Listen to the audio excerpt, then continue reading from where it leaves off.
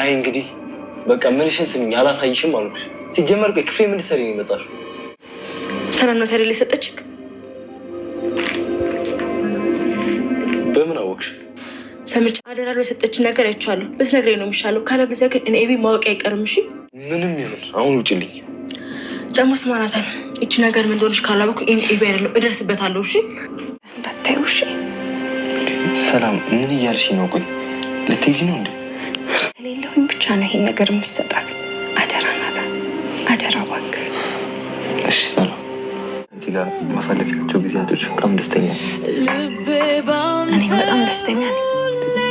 ደግሞ ፊት እኔ ሲጠጋም ምንድን ነው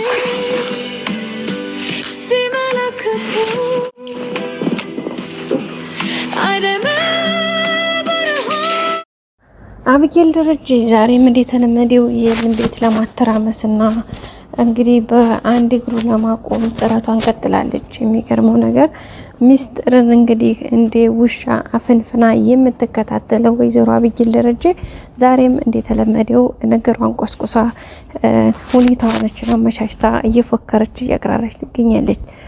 የዛሬው ደግሞ ይባስ ብሎ እንግዲህ ሰላም ለናታን ለልጇ የጻፈችውን ደብዳቤ ወይም ደግሞ የህይወቷ ሚስጥር የህይወቷ በቃ እሷነቷ ማለት ይቻላል። በአጠቃላይ በቃ ሰላም ማለት ይሄ ደብዳቤ ነው ባጭር ሲገለጽና እንግዲህ ይሄንን ሚስጥሯን ህይወቷን እሷነቷን በሚገርም እንባና በሚገርም እንትን በቃ ሰቆቃ በእንባ በለቅሶ የጻፈችውን ይሄንን ደብዳቤ እንግዲህ በብዙ ወረቀቶችን በቃ አልጠቅማት እስከሚል ድረስ ምክንያቱም የጻፈችው ጽሁፍ የውስጥ ስሜቷን አልገልጽላት እያለ ስትቀድ ሌላ ወረቀት ስትቀድ ሌላ ስትተካ በመጨረሻም እንግዲህ የመጨረሻ ያለችውን በምትችለው መልኩ በቃ በትንሹ ልክ አለ አይደለ ቢያንስ እናንተ አንድ ሺህ ሮቶ 1000 ሊትር ሮቶ ውሃ ቢኖራችሁና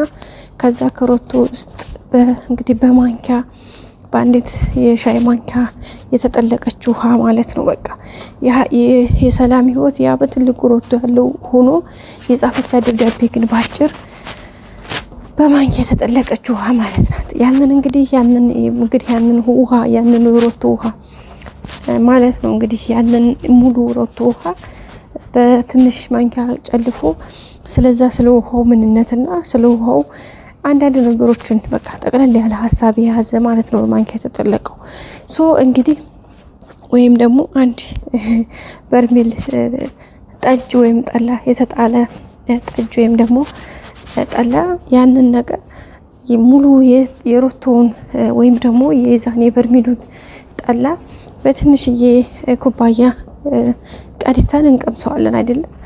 ያቺ የቀመስናት ጣዕም ማለት የዛች ኩባያ ያለችዋ ብቻ ሳትሆን ልክ በርሜል ውስጥ ያለው ነው አይደለ? ግን አጠቃላይ ጣዕሙን በዛች በተጎነጨናት ሁሉንም ጣዕም እንለየዋለን። በቃ የሰላም ህይወት ማለት ያ ነው።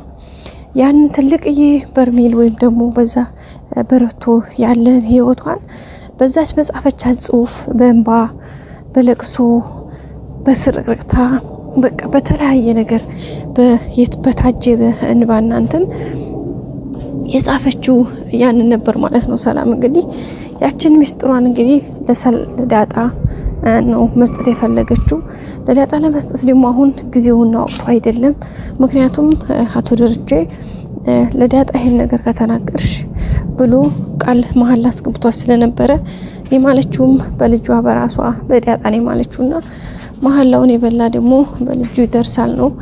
ስለዚህ ያን ነገር ላለማድረግ የምትችለውን ነገር ሁሉ እየሞከረች ነው።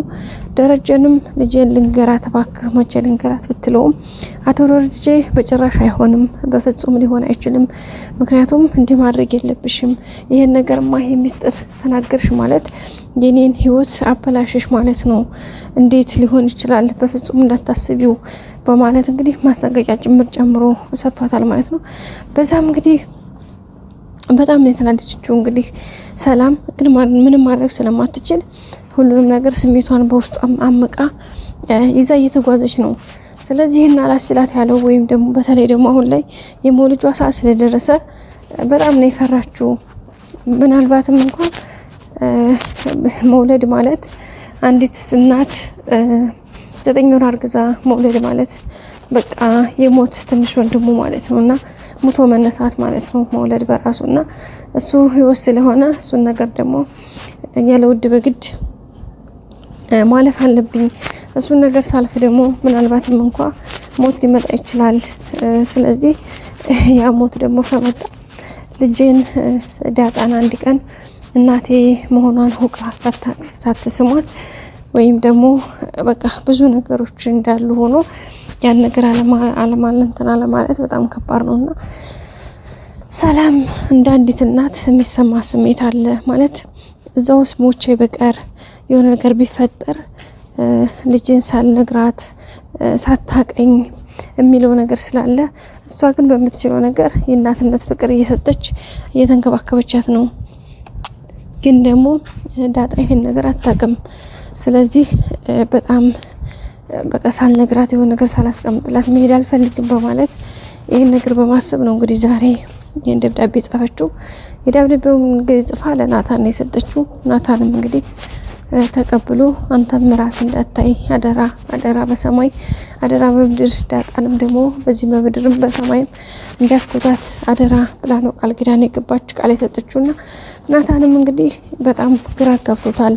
እንዴት ነው ይሄ ነገር የሆነው? እንዴት ነው ይሄን ያክል አደራውስ እንዴት ነው ሰላም ይሄን ያክል አደራ መተለኝ? ከዛ በመቀጠልስ ደግሞ እንዴት ነው ምን አይነት ምስጢር ቢኖራት ነው አንተ ሳታይ ለዳጣ ሰጥ ብላ ያሰበችው? እንዴት ነው እያለ እንግዲህ በአእምሮ በጣም ብዙ ነገሮች ናቸው ለመናገር የተመላለሱበት። ግን ያ ሁሉም ነገር ለመቆጣጠር እየሞከረ ባለበት አብይል ደግሞ እሱን ደብዳቤ ካላሳየኸኝ ይሄን ቤት አላተራመስኩት በአንድ እግሩ ካላቆምኩት እያለች ትገኛለች። እሱን በሚችለው መጠን እንግዲህ ለመሸሸግ እየሞከረ ነው። በእርግጠኝነት እንግዲህ አብይልም እንደማይሳካላት ተስፋ እናደርጋለን። ሰላምም እንግዲህ ደግሞ በሰላም ወልዳ ልጇን ይዛ እንግዲህ ዳጣንም ደግሞ አባትየውም ቢያስታውቃቸው በጣም ደስ ይለኛል። በተለይ ልጇን ከመውለዷ ወይም ደግሞ ሰላም ሆስፒታል ከመግባቷ በፊት ዳጣ ጋር ቢተዋወቁ በጣም ደስ የሚል ነገር ነው የሚሆነው። እንግዲህ ልጅሽን አባት ተናገረም ስትባል አሁን አልናገርም፣ ምናልባትም የምናገረው ሆስፒታል ስገባ ወይም ደግሞ ለመውለድ ሲሄድ ነው እንጂ ዝም ብዬ አይሆንም በማለት ሁሉንም እንትን ብላቸዋለች። እንግዲህ ስለ ልጇም የልጅን አባት አልነግርሽም፣ ግን እኔ እናትሽ ነኝ፣ ወደም ውስጥ ያለው ልጅ ወንድምሽ ነው በማለት ነው ደብዳቤውን የጻፈችላት። ሰላምም እንግዲህ ያን ነገር እያደረገች ትገኛለች። በቀጣይ ክፍል እንገናኝ።